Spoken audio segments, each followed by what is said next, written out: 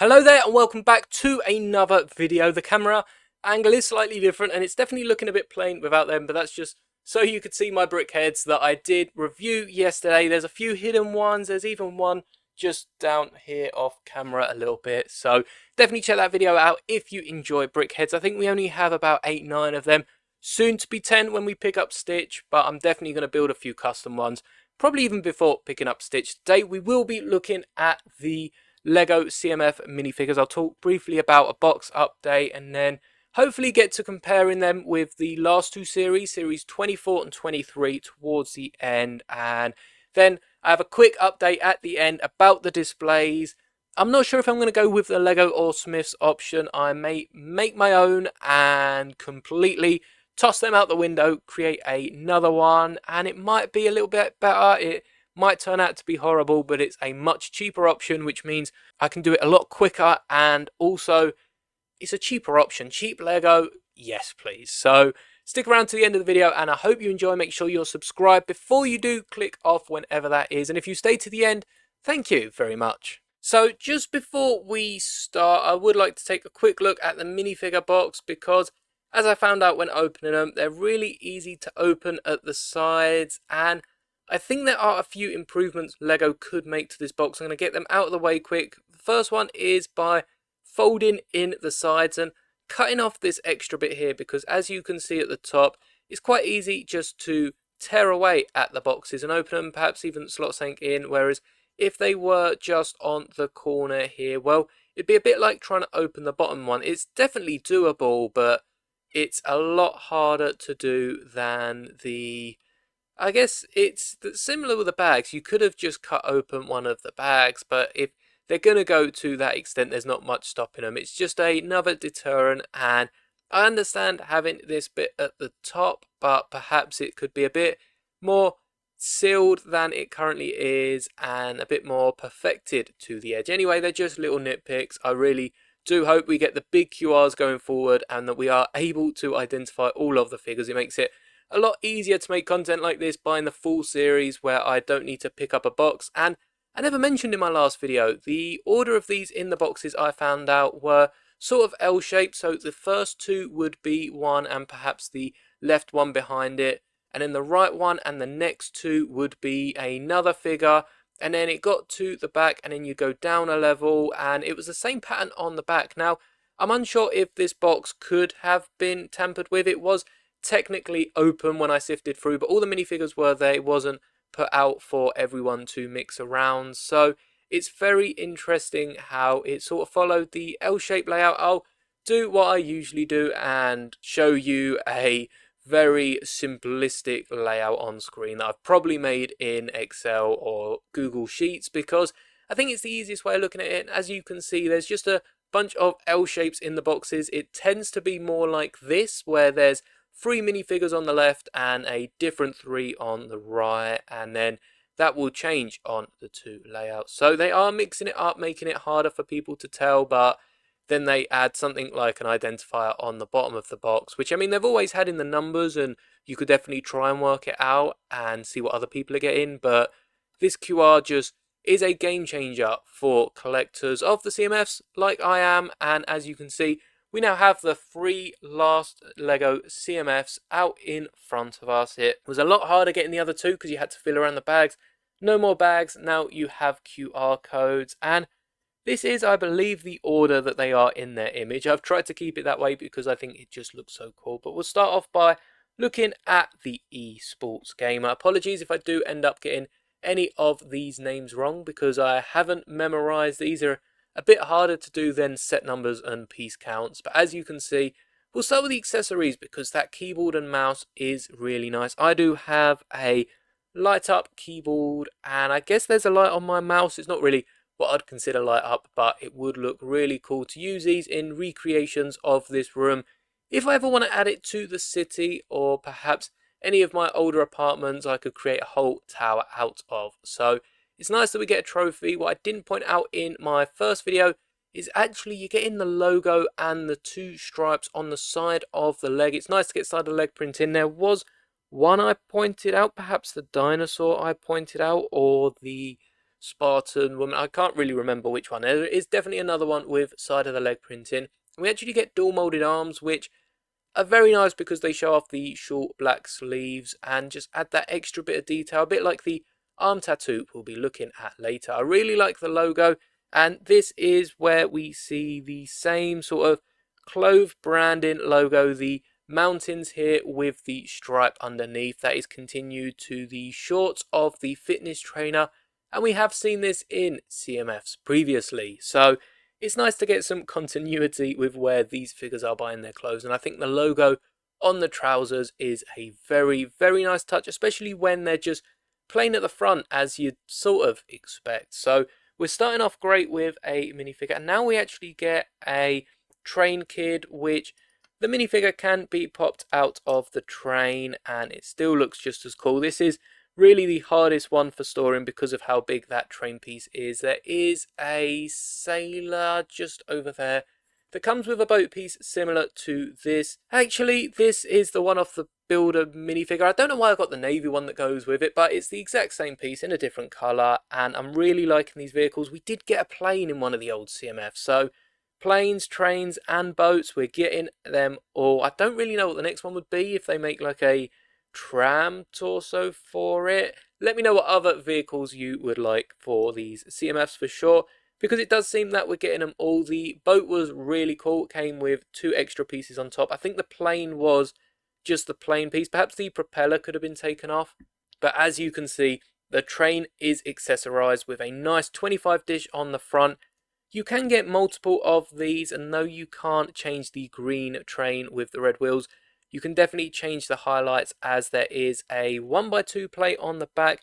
This feather acting as the smoke, and the stud underneath is removable, and the dish at the front. So it's very nice. You can still customize it, and there are 2 fully functional wheels which enable the train to slide along your desk. I did push it in my video, but I didn't show it gliding. It glides pretty smoothly for the middle wheels actually being part of the mold, and the reason the middle wheels are part of the mold is purely just to get the legs back in so you can get the minifigure to stand up. So I'm sure it would have been nice to have gotten, I guess, another set of wheels and perhaps the legs to just be clipped off for the train, but I really like how Lego have gone about it. And I guess if you could get some jumper plate in the middle, you can definitely center him on the train. But I really like how this one looks, and again, is another vehicle for our collection. Now, the one I opened in January and you have got somewhat of a closer look for is this minifigure, the Sprinter here, which comes with a really awesome headpiece. I'm really liking the sort of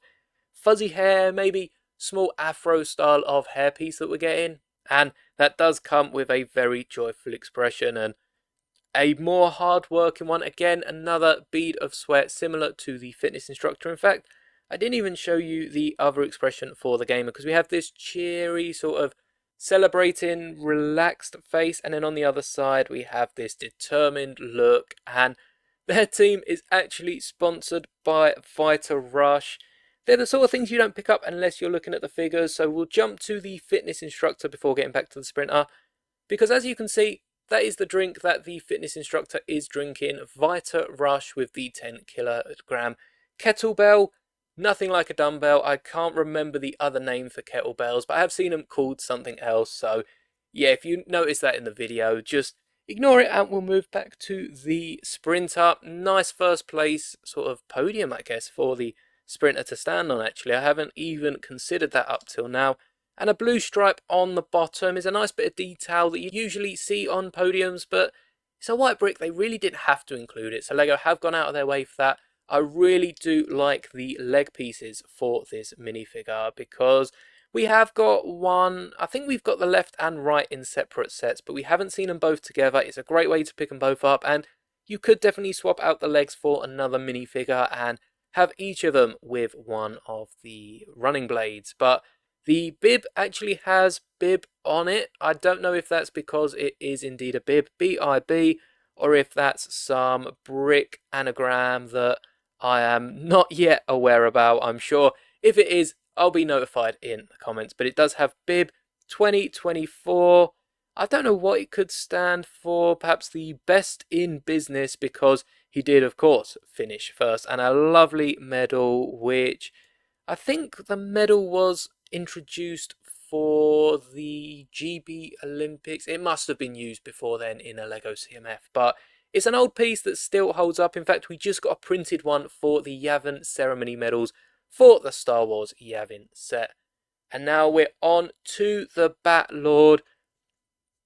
I'm still puzzling over this cape. I don't know if it is paper, plastic. It definitely sounds like paper. The mic's probably not picking this up at all, but it definitely sounds like paper, so I'll try not to get a paper cut. And it is very nice because it's enabled them to print. The print quality is some of the best printing I've seen, not even just for a cape, just in general. And of course the printed shield, which we did get one series ago with the ogre that is just back here, that did have his own printed shield piece, which is very, very nice. And I think overall this is a remake of an older figure. Again, I'll put the figure on screen for you so that you can see the comparison between the two. We do have arm printing for this one, which is brand new, and of course the dual molded legs that have that similar pattern printed on the torso and legs.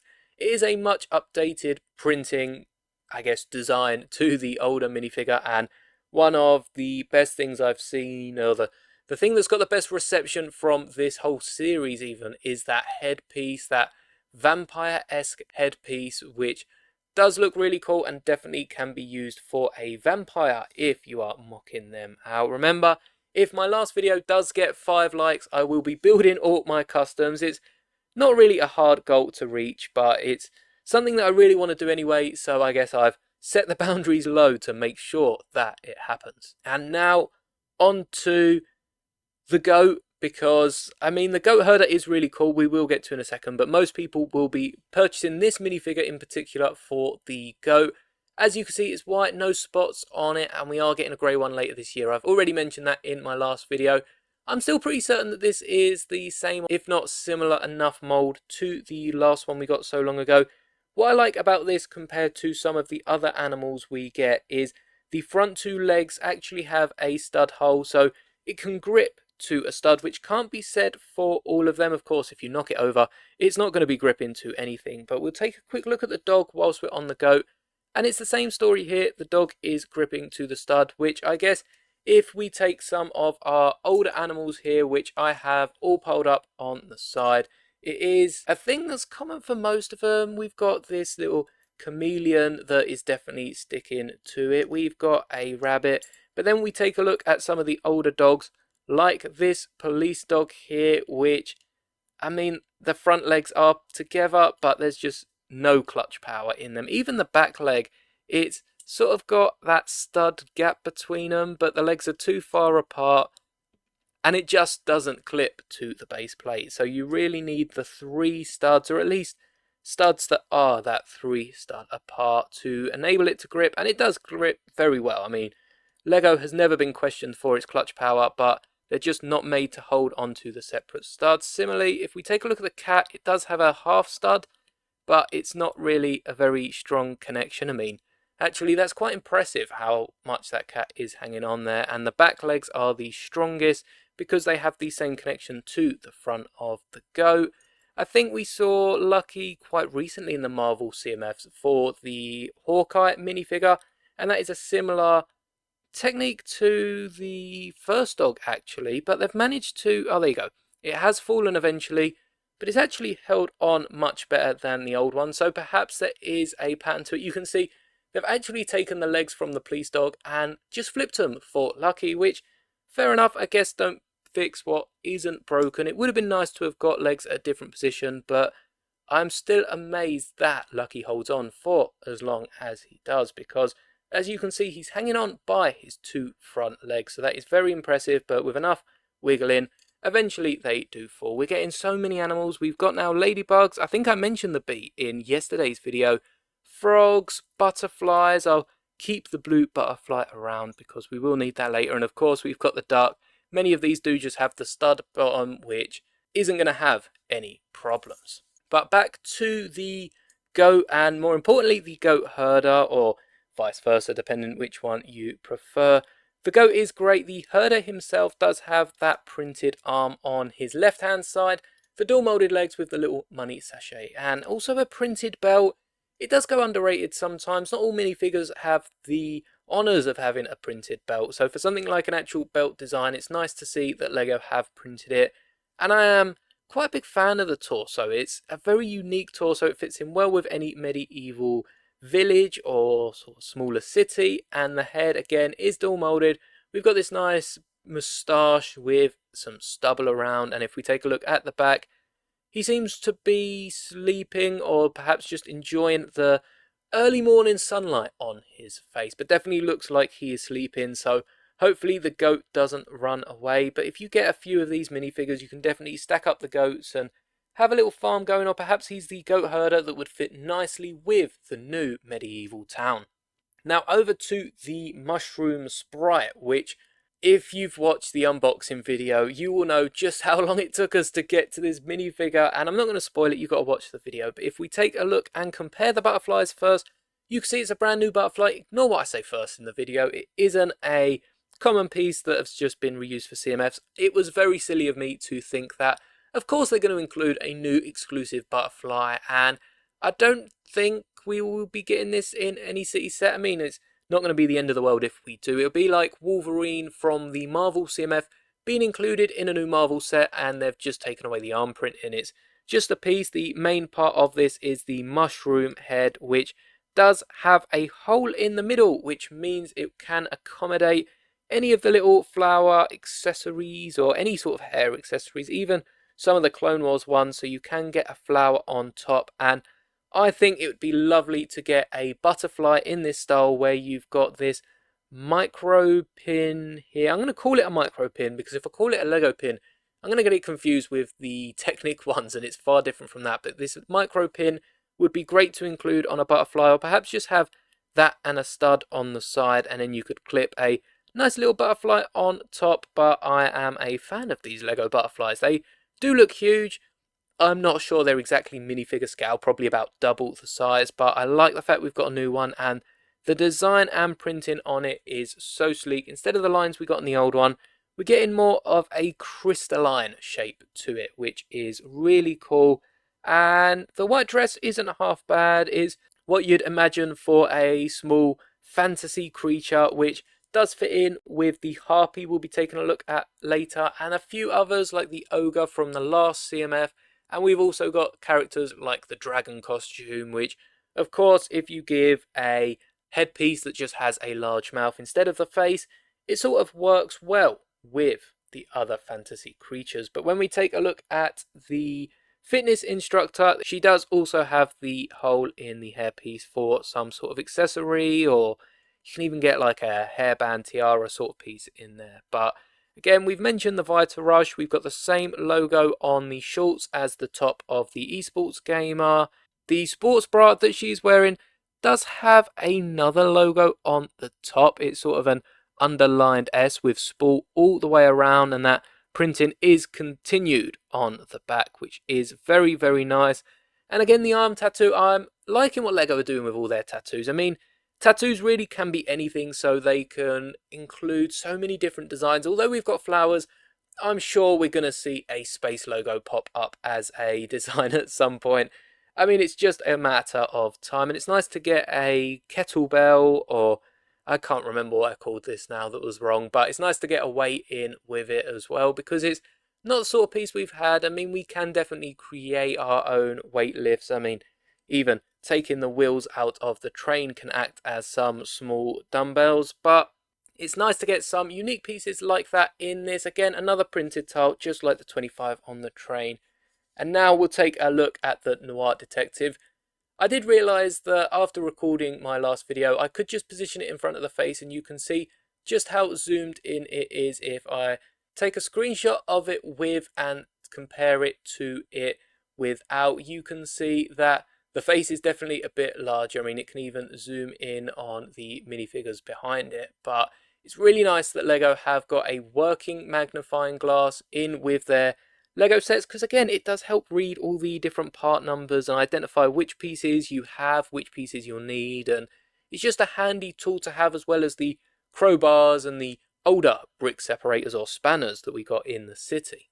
And I did notice fairly quickly that this red fish that's just been randomly included with the detective is actually a red herring, which of course the detective has found in looking for clues in that, and is just a really great, very punny piece usage on Lego's behalf. But if we take the magnifying glass down, try not to flick any of the pieces around like last time, you can see the jacket is quite detailed. There's only printing on the torso, but there's only printed needed on the torso. In fact, actually, that looks like a strip on the leg. There is a bit of printing on the leg, my bad. It does include the jacket sort of where it cuts off and the next half begins, which is very, very nice for it to include. And they are on dual molded legs for the black boots. We have this lovely collar piece here, which is a fabric. This doesn't feel anything like the cape for this. This is definitely some sort of paper, and the collar piece is just the regular fabric you get. It's not the softer one, it's the more common one you get with many more of your superheroes. A nice sort of grayscale minifigure, which I'm sure I will have put this portion of the video in a nice grayscale colour as we're looking at it, just to match up with the figures. And actually, let's take a second to look at what the whole series looks like in grayscale. But now, moving on to the dog groomer, we've seen the dog. I still don't know what sort of breed it is. Let me know in the comments if you recognise this breed of dog. We've got a lovely apron printed on with a few dog hairs on the bottom. We'll take another look at the scissors because I really like the fact that the minifigures can stick their hands either side of it and use them as they sort of would a real pair of scissors. Of course, the scissors don't open and close, but it's tiny. I think the only small piece that we've had with a moving mechanism like that is the little duck that was given out at the Lego house, I believe. I think it was part of their build a minifigure or something, and I'd love to get my hands on one of them pieces, but it's a collector's item, so it is very expensive. We do have a hearing aid on the side, which does resemble the one on the Horizon minifigure, which is pretty cool that we've seen that used in a CMF. I guess it's now more of a Lego piece. It might be a similar, if not the same hairpiece, just in a different colour, because I think that one was a readier hairpiece for the character in the game. And again, a double-sided headpiece. We have a sort of calm, smirking expression there, and then the other side we have a big grin. Perhaps they've managed to groom the dog up, make it look really good, and she's very happy with her work. So it's very nice to get another animal with the goat, because we seem to be getting that in a few of these series. I know we'll take a look at this in a minute, but we do have the koala and the smaller dog here with the two animals. I don't remember getting any animals with the season before it, but it was very Christmassy themed. And speaking of animals, we have got another dinosaur last series, but it sounds like I'm talking about a TV show or a movie when I say that. Last season on Lego CMFs, but the Triceratops is really cool. I found out you can actually sit it down and the towel still just sits where it normally does. You're not putting any pressure on the towel piece, which is nice because this head piece is quite big for an average minifigure. I mean, it's about the height of a minifigure when it is sat down. So if you did want to display it and didn't have the room to stand it up, you can sit him down. There is a double-sided head, which is quite cool. I mean, it's covered by the mask on the back, so you might as well. There's a grinning sort of teeth-baring face, and then there's also one that's just a calmer, more casual smile. And you can definitely swap this out for any of the others. If you have multiple of these, you can definitely swap it out for the sprinter or the fitness instructor that both have these sweating expressions, because I bet as it gets warmer, it's definitely going to get a bit hot in this costume. So that's a great idea, actually, swapping the heads out for a sweating face. I'll definitely include that in my mock building video. But now onto the harpy. Some very nice printed arms here to give a bit more detail, and of course we've got the torso that reminds me of the eagle torsos from Legends of Chima, which are questionable that they've included it. You could also use it for a Mystique or an Avatar minifigure. Again, the video is up explaining what all these could be used for. Because of the small hair piece that definitely looks like a frog, I'm actually going to compare it to a frog piece because I think these pieces are so similar, and look, you really couldn't tell the difference between them. So I think it's official. We now have a purple frog. The only thing that might be a bit hard is trying to clip it down anywhere, but it's definitely very similar to a frog piece, just upside down on the harpy's head. But there is no back of the face printing, back of the head, dual side printed head, because the small hair piece that is needed to go above these wings. Again, the similar wings that are used in that Legends of Chima for the eagle, so it does fit in quite nicely as perhaps like a rogue eagle or something, just missing that very large beak, and some Wolverine claws in gold, which aren't the easiest to put in, but I think one of my favourite things about this minifigure in particular is the wolf legs. Sorry, I nearly said the Wolverine legs. I'm looking at the claws still. The wolf legs, the Demigorgon legs. I think they were originally used as the Demidog legs from the Stranger Things set. I really like these for this sort of harpy or the werewolf creatures from the Harry Potter sets I think they've been used in. And they have seen a fair amount of usage. LEGO are putting them to the test. It's just a different style of leg, much similar to the Sprinter who's got the runner blades. It's nice to see LEGO experimenting as long as they've got a stud connection on the bottom and the thigh space, I guess, at the top. They could really do anything in between as long as it's sturdy enough. Moving on to the last one, the Warrior. We've got some arm printing, which does remind me of Ahsoka's arm gauntlets in all the Ahsoka, well, in the recent Ahsoka minifigure. I think the first one I got was custom, but similar to Ahsoka, and the dual molded legs that do have some very nice side of the leg printing, if I can catch it without some glare. And as you can see, it represented some ripped shorts with some straps around the top of them brown boots. Both arms are printed, and there is a nice sort of bandana hairband, much like I'm wearing at the minute, which definitely could have been used for Hunter. A nice Viking-esque torso for this warrior and dual molded face. One's a much more plain expression, and the other one definitely has some war markings around the eyes, or perhaps someone splashed some ash into their face. You can really get creative with some of the expressions LEGO are giving their figures. This printed, or moulded sword rather, I keep saying it was a printed sword. It's a specially moulded sword, which does have a stud connection on the front. You can attach some sort of ruby, and it definitely reminds me of the Harry Potter one.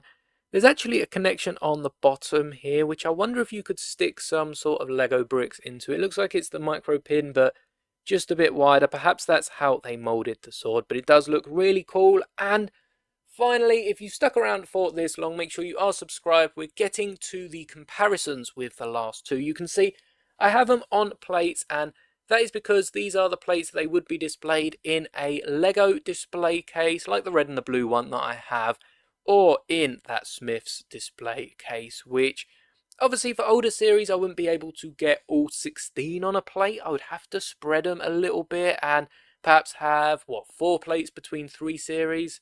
But as the new series are only 12 minifigures, I'll definitely be able to squeeze all them on, and it's definitely going to be a long time before I get the full CMFs for the ones that have gone.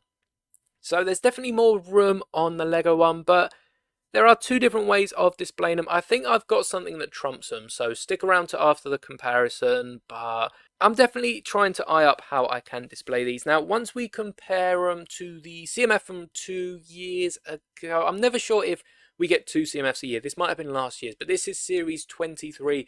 As you can see, it doesn't really compare because it's definitely more Christmas themed with the 1, 2, 3, 4, 5, 6. So it's about half Christmassy themed, which is nice to get from time to time as it gives us some more Christmassy characters, especially on top of the 3 that are normally put on the Builder minifigure. So perhaps we could have seen these on the Builder minifigure. It's nicer to get them in a CMF to collect. And we also have a Thanksgiving one here that is really cool if you celebrate Thanksgiving. But as I said, we did get a sailor with a boat piece, very similar to the trains. You can see every few series we are getting a new vehicle, and we are getting costumes. So we do get the dragon costume, which I think is the closest to the dinosaur. Then the following series we get the T-Rex, and now in this series we have got the Triceratops. We're getting a bunch of dinosaurs, dragons. If they do a dinosaur every single season, or maybe even a dragon, that'd be really cool. Give us a pterodactyl. They've got the wings for the dragon here. Give us a pterodactyl next season. Then a raptor, which would be really cool. Very similar to the T-Rex, a different colour perhaps. And they could even just recolour a bunch of these costumes that they've already done. Give us a nice bright purple or even a deep purple dragon. So it'd be really cool to get a few more of these costumes. Of course, we've got that continuing. We've got the vehicles that are continuing. the animals, the koala and the dog, and even the raven here. I forgot about the raven on the far right. It's just out of shot of the camera. We are getting a few more of them in the goat herder, the dog groomer. The mushroom sprite is similar to one we got 3 seasons ago with an acorn hat. You're seeing a lot of similarity with the CMFs here, but they're not reusing any ideas. They're keeping it fresh, keeping it new. We have some day-to-day life ones, which I'd consider the fitness instructor and perhaps the esports gamer. Now, many people, if they're not playing games, will watch people playing games, so it is quite a popular figure to get. Similar to the sailor, I guess, and perhaps even the popcorn costume, who is probably selling popcorn at a cinema. Very cinema related. We've got the sort of model maker here, the clay sculptor, and also the referee and the paperboy, which again are common minifigures. They're not as special as, say, this brown spaceman here, which is definitely for Lego's own minifigures rather than creating a brown spaceman. It's definitely for the collectors that they made this. Likewise, with this new series, I guess the new brown spaceman is the Batlord here, which honestly, I think they would both be my favourites from the CMFs if I was looking at the minifigure in a Lego collection standpoint, because they've taken an older minifigure and I guess regenerated it like in Doctor Who, giving it a brand new look, but keeping all the stuff that made that minifigure special. And like with the brown spaceman, not only did we get the spaceman in another colour, we also got the first baby spaceman, who will be making a return in a gift with purchase this month if it's not already out. I'm not entirely sure when the gift with purchases come out, as Lego don't post them in advance. And we will be getting a white one alongside it, and then there is a rumour for a little baby pink one in a CMF later this year. I can't wait to see photos of that CMF because it's coming out in May, so it should be on the Lego website in the next few months, hopefully in the next few weeks, and they put it up as one of the first. But then we get the Noir Detective, which is a bit of an old school minifigure, I guess. We've got this lady here, and we also get the Child Knight. There's definitely patterns across them, so I'd love to be able to break down all 25 series and see how they've improved. Obviously, CMFs weren't always this good. They included different numbers of different minifigures in a box. I can confirm there is 3 of every single minifigure in a new box after scanning pretty much all of them, which is nice if you just want to pick up the box. As I said, sell 2 series, make your money back, and if I ever make a Brick Owl Bricklink store a Lego secondhand store of some sorts, it's definitely going to be what I would do, because if you get 2 people to buy your series, you're able to post and package them for fairly cheap. You are getting your money back. So if you are worried you don't have the money for the series, definitely look into it. And I think the CMFs are getting better. I mean, taking a look at the minifigures, they are really good. These are the most recent 3, so together they look amazing, and I can't wait to get Series 22 completed. Before we go, I would like to snap back to the camera so you can see my face, so I'm not just waffling to a still screen, and we'll take a look at how I might be displaying my CMFs. So if you have stayed to the end of the video, thank you very much. If not, I guess you're not hearing this, but my alternate display to the Smiths one that you would have seen in my Smiths video and the Lego ones that I've currently got just here hiding behind Rex is a Lego base plate. It doesn't sound too interesting, but what I can do with this Lego base plate is clip all of the CMF plates onto it, and thanks to this newish piece that we've got, this hook, this Ninjago toilet, which I guess it works both ways, is nail this into the wall, hook it up, and I can definitely get one behind the castle, perhaps one either side. I could get another one, but it overlaps these units by 8 studs, so I'm going to have to decide what I'd want more, a base plate for displaying or another unit to sort and store my drawers, which you can sort of see on the correct side of me that they're all overflowing, and I really do need to sort that out soon. That will be a video that I will try to push back for a few weeks and probably end up doing next week. Now I have thought too much on it, but I'm going to clip the figures and just show you what it will look like. And as you can see, hopefully quite clearly on camera, it does have enough space to fit 6 full 12 minifigure CMFs, so I'd be able to fit the 3 I currently have and the one that I'm hoping to complete fairly soon. and then have space for 2 more CMFs. I could probably then get a few of my licensed ones on their own base plate, which does free up this red storage container for... I'd probably end up packing it with clone troopers and stormtroopers if I'm honest, and then I'd get all my other bits and pieces from the other CMFs onto another base plate. That gives me another year, perhaps 2 years. I think probably a year, because if they do end up making a space CMF, I'll probably collect all of them, and then next year's CMF, and we've got a base plate filled. But that is next year's problem, as I wouldn't have to deal with that, and I think it's just quite nice. This is an older base plate, and I did think that this was an illegal technique, but technically you're not going to be able to see this on camera. My camera is not that good, but right here where the plates meet the stud is just below, we're speaking 0.millimeters again, so the maths is very complicated, but it's just below the actual Lego studs names on it. So as long as the orientation is either straight up or the Lego logos are upside down, this isn't an illegal technique. It's only an illegal technique if the base plates are on their sides, because then these plates are brushing with the Lego studs. Who knew Lego could be so complicated? So this is a legal technique, which means it is safe to use, and all I've done is put these 1x4 snot studs with the studs on the side and put the bases of them. There's a few issues, like the train kid has to go on his side, which then overlaps into the next one. That's not too problem. The only real problems were the harpy and the goat herder. The goat herder's got a backpack on, which I would have to take off and perhaps sit next to him or attach to another studs. Perhaps I can have that coming down or up based on where they are. Probably at the top I could have it coming down off of the plate he's on, but that's not too much of a problem, just leaning forward a little bit. In the harpy I did have to flip the wings down, otherwise it gets too tall and doesn't really keep with the top of the frame. But as you can see, if I hold it just on the top, give it a little wiggle just in case it shakes around, you know. There's no earthquakes here, so I don't know why it'd be shaking that much, but in case I knock into it when changing around my display. And that's just kept on with the 2x6 plate that's on this hook. So that is a very strong connection straight to the base plate.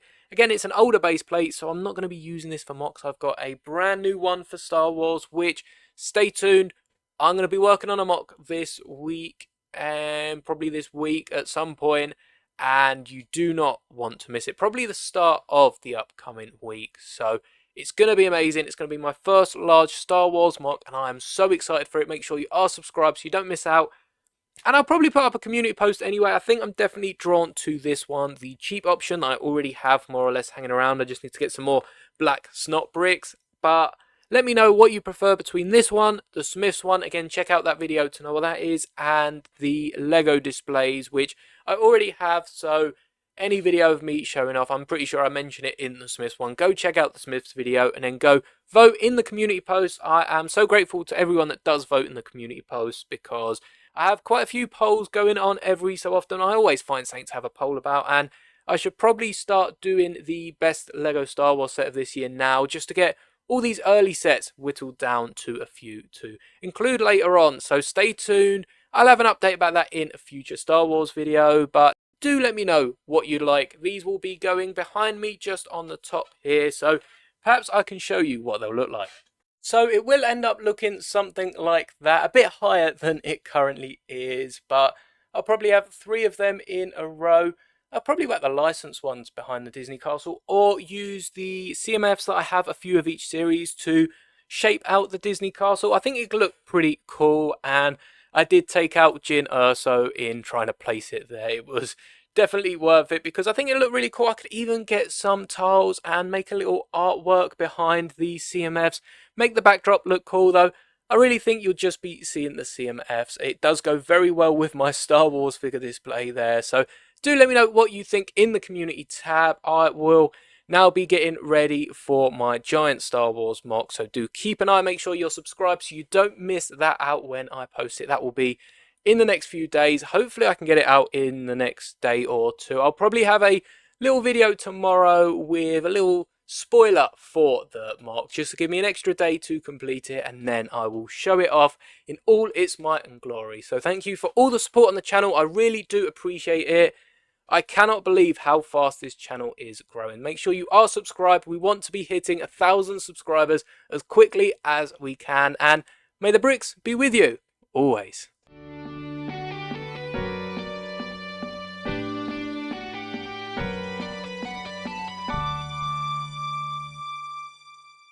And if you are keeping up with the community tab, you will know that I found Lo-Fi Gold that does use the head, torso and legs of the horse rider, the riding enthusiast, and the hairpiece for the diner, so they're both on their CMF minifigures ready to add to whichever display I end up with.